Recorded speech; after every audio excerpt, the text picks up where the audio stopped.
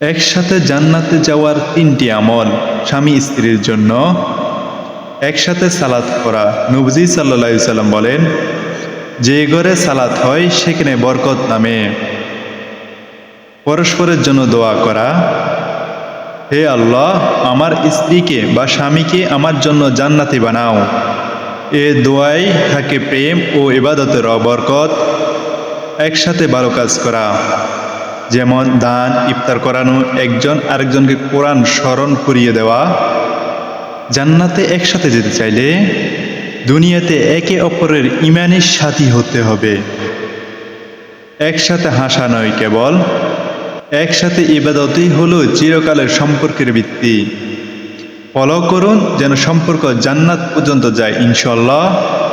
Share করুন সেজনের সঙ্গে যাকে আপনি জান্নাতে পাশে চান। ভিডিওটি ভালো লাগলে শেয়ার করে পাশে থাকুন। ধন্যবাদ।